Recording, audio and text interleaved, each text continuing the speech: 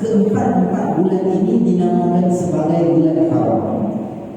Muslimin rahmati oleh Allah, istilah bulan-bulan haram ini bukanlah hanya ada di zaman Islam, tetapi orang-orang Arab jahiliyah satu ketika dahulu juga menganggap keempat-empat bulan ini sebagai bulan yang mulia, bulan haram ini sebagai bulan yang dihormati, gencatan senjata, tanpa peperangan, tanpa pergaduhan, tanpa perbalahan. Manusia ketika itu duduk di mana-mana tanah Arab, terutamanya Arab jahiliyah, akan aman dan damai. Tiada sebarang perkelahian atau pergaduhan. Walaupun gaduh mulut apa pun tak ada, 4 bulan ini orang jadi baik. Curi, rokok, sama, semua tak ada. Bila 4 bulan. Ada beberapa syariat yang ada di zaman bukan Islam yang diubah dan ditarik masuk di dalam Islam. Ada beberapa syariat yang asalnya daripada zaman jahiliyah diubah. Dulu tak boleh, sekarang jadi boleh. Contohnya, dulu tak boleh berkahwin dengan isteri kepada anak angkat, kerana anak angkat itu label sama macam anak sendiri di zaman jahiliyah. Datang Islam, ada sedikit perubahan, dibolehkan berkahwin. Itulah kahwinnya Nabi SAW dengan Sayyidah Ummul Mukminin Zainab radhiyallahu ta'ala anha. Dan ada pula yang dilarang. Dulu boleh memperisterikan isteri pertama kakak, isteri kedua adik dalam masa yang sama di zaman jahiliyah. Datang Islam, diberi khiyar, diberi pemilihan, sama ada nak kakak atau nak adik, kerana kakak ipar dan adik ipar tak boleh menjadi isteri berdua-dua jadi isteri dalam masa yang sama, serentak tidak dibenarkan dalam syarak. Ada benda yang dibuat di zaman jahiliyah, diambil dan dimasukkan dengan sedikit perubahan. Itulah dia kaedah bulan-bulan haram. Seperti mana bulan haram ini kemuliaan dan kehebatan di zaman jahiliyah, maka masuk juga di zaman kita ini Islam, dia dah mulia. Imam Baihaqi dalam kitab Syu'abul Iman menyebut wa baqiyat hurmatu syahrul hurum fi tad'ifil ujuri wal awzan. Bulan-bulan haram ini menjadi mulia dan hebat kerana kesemua kebaikan itu akan ditad'if, digandakan 2 kali ganda. Dulu mai khutbah kata dapat 100, mai bulan-bulan haram dapat 200 pahala. Dulu sembahyang sunat dapat pahala, tapi bulan-bulan haram lebih. Duk kuliah, duk ceramah, derma, infak fi sabilillah, bayar hutang, ganti hutang, puasa ganti sembahyang atau puasa, kesemua itu diberikan pahala ganjaran yang double yang lebih. Demikian juga dengan kejahatan. Sebarang kejahatan yang dilakukan dan dosa yang dilakukan akan diganjarkan atau digandakan 2, bagi menunjukkan bahawa kemuliaan bulan ini segala jahat juga ditandakan pada 2. Di dalam 4 bulan yang hebat ini di dalam Islam, kalau kita zoom kamera kita lebih dekat lagi, kita akan dapati 1 bulan yang lebih hebat daripada 4 bulan. Nama dia adalah bulan Zulhijjah. Kebetulan hari ini hari pertama daripada Zulhijjah, sesuai kita dapat ambil peluang untuk beramal dalam bulan Zulhijjah ini. Dalam Zulhijjah ini, andai kita fokus, zoom lebih kamera lebih dekat lagi, zoom kemuliaan antara 1 sampai 30, mana satu amalan yang hebat? Amalan yang hebat itu adalah pada bila? Pada 1 sampai 10 Zulhijjah. Daripada kita hari ini, daripada hari ini sampai ke Raya Haji minggu depan hari Ahad, kesemua hari ini adalah hari yang sangat bernilai, sangat emas, sangat-sangat dimuliakan oleh salafus salih yang dahulu. Kerana apa? Berdalilkan sebuah hadis Nabi SAW, "Ma min ayyamin al-amal salihu fiha ahabbu ila Allah min hadhihi al-ayyam, yakni ayyam al-ashr." Qalu ya Rasulullah sallallahu alaihi wasallam, wal jihad fi sabilillah? Qala wal jihad fi sabilillah illa rajulun kharaja bi nafsihi wa malihi falam yarji' yarja' min zalika bi syai'in. Tidak ada sebarang hari yang amal salehnya disukai oleh Allah berbanding pada hari-hari yang lain. Itu adalah hari 10 pertama daripada Zulhijjah. Kata Nabi SAW, apa sahaja benda yang Allah suka kita buat, Allah paling suka kalau kita buat adalah 1 sampai 10. Apa saja nama kata baik start daripada hari ini, sepatutnya pada start maghrib semalam tu sampai bila? Sampai 10 Zulhijjah ni, tak ada benda yang Allah lebih suka bila kita buat baik tu. Allah suka bila orang yang buat baik tu daripada amalan pada 1 sampai 10 Zulhijjah. Sebab tu kata para alim ulama, kalau malam trofi kehebatan dipegang oleh Ramadan, dipegang oleh 10 terakhir daripada Ramadan. Tetapi siangnya itu diberi kemuliaan kepada siapa? Kemuliaan kepada bulan Zulhijjah. Tak ramai masjid-masjid atau surau yang menggempurkan amalan-amalan berkaitan Zulhijjah. Mungkin amalan ini hampir pupus di kalangan masyarakat. Maka mimbar menggunakan ruang ini untuk memberi semangat pada kita beramal pada 10 hari awal daripada Zulhijjah. Sehingga kata Imam Sa'id bin Jubair rahimahullah ta'ala dalam kata-katanya yang masyhur, la tudfi'u masabihakum fi hadhihi al-'ashr. Kalau boleh, hampa jangan tutup lampu-lampu di rumah kau selama 10 hari ini. Simbolik kepada amalan berterusan.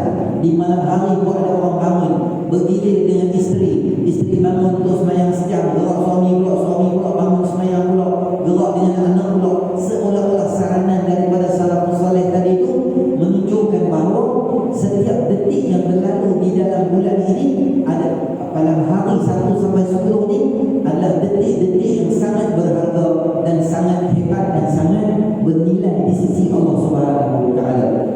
Sehingga kata Nabi SAW, sampai macam mana level orang boleh challenge orang buat amalan ini adalah orang yang keluar jihad fisabilillah dengan dirinya, dengan hartanya, kemudian dia mati syahid, dia tak balik dah ke rumah dia pada menjarah dia tak balik, maka orang ni ada chance, ada peluang untuk dapat lebih pahala daripada orang yang beramal pada 1 sampai 10 Zulhijjah. Imam Ibnu Hajar Al-Asqalani menyebut kerana apa? Kerana dalam 10 hari ini terkumpul ummahatul ibadat, terkumpul ibu-ibu ibadah di dalamnya, termasuk dengan sembahyangnya. Nanti di 9 bulan kita ada puasa hari Arafahnya, kita ada takbirnya, kita ada hilbah tindak, kita ada sembelih binatangnya, kita ada hajinya, kita ada talbiyah hajinya, kita ada hari Arafahnya. Maka kebaikan ibadat ini bergabung, maka dia menjadikan hari-hari daripada Zulhijjah ini adalah hari yang sangat mulia. Sehingga Imam Ibn Kathir di dalam tafsir dia menafsirkan ayat a'udzubillahi minasyaitonirrajim wal fajr wa layalin 'ashr, demi waktu fajar dan demi hari yang 10. Imam Ibn Kathir menyebut disebabkan mulianya 1 sampai 10 Zulhijjah, kata Imam Ibn Kathir, wa layalin 'ashr, dan hari-hari yang 10 yang disumpah dan dijanji oleh Allah itu adalah merujuk kepada hari-hari daripada 1 sampai 10 Zulhijjah yang sangat hebat sekali. Jadi muslimin rahmati oleh Allah, apa yang kita nak buat dalam hari-hari yang ada ni? Maka mari kita memperbanyakkan ibadah kita. Yang pertama, ibadah sunat kita. Ibadah fardu saya tak mensentuh di sini kerana saya menganggap semua yang hadir ini telah selesai. Amalan fardu itu sudah mula sepati di dalam jiwa dia. Kita tambahkan qabliyah kita dan ba'diyah kita.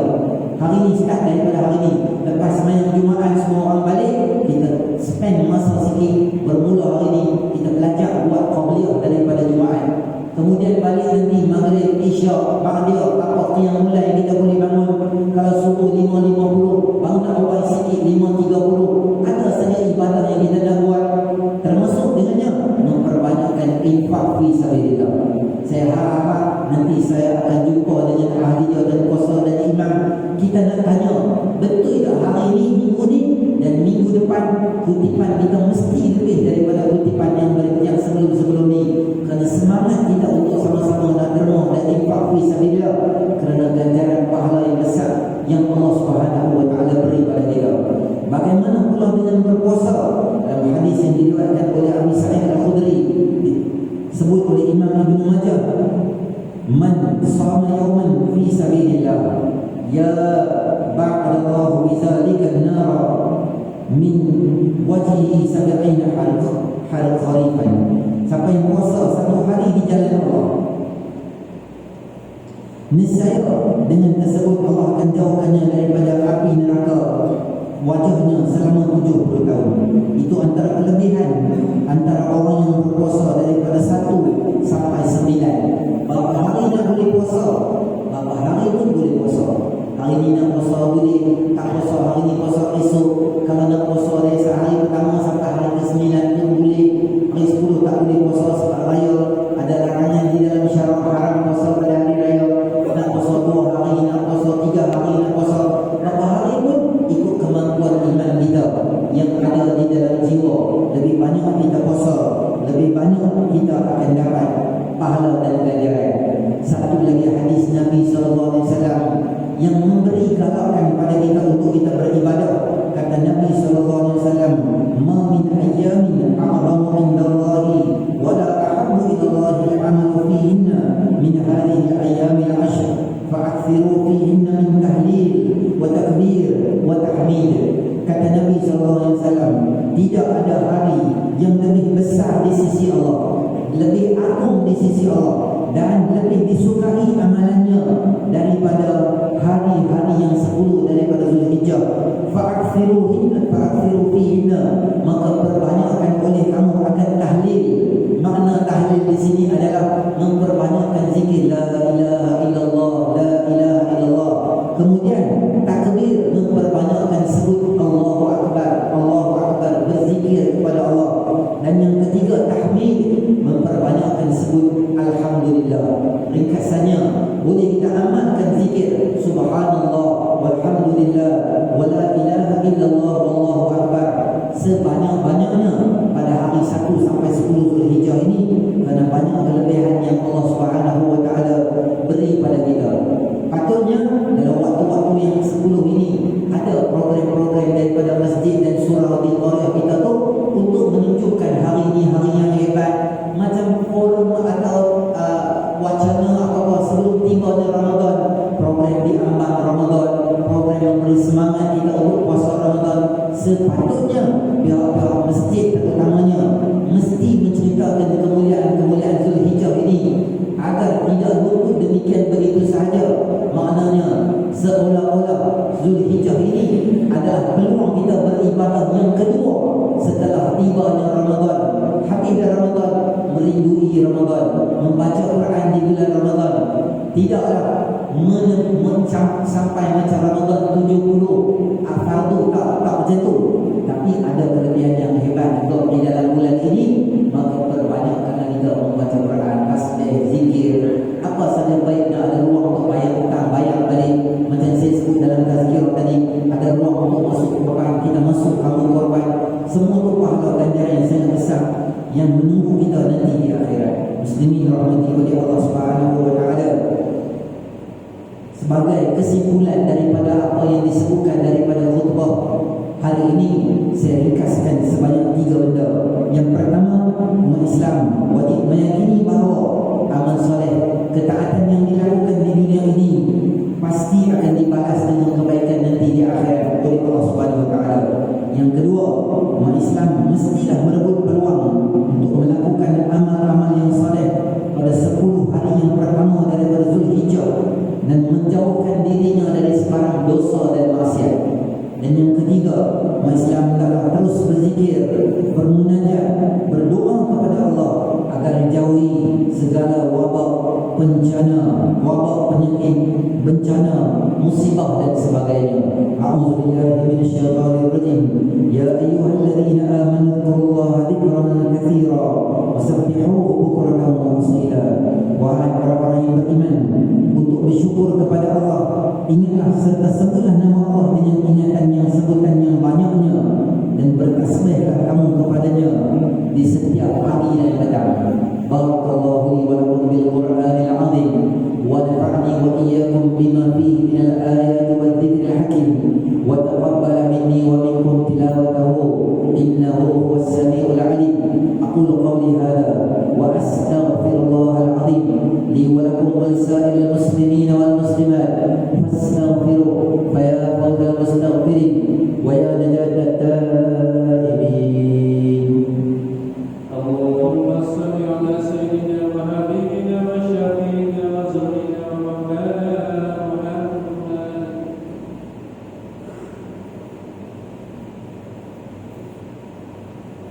الحمد لله الذي هدانا لهذا وما كنا لنهتدي لولا أن هدانا الله.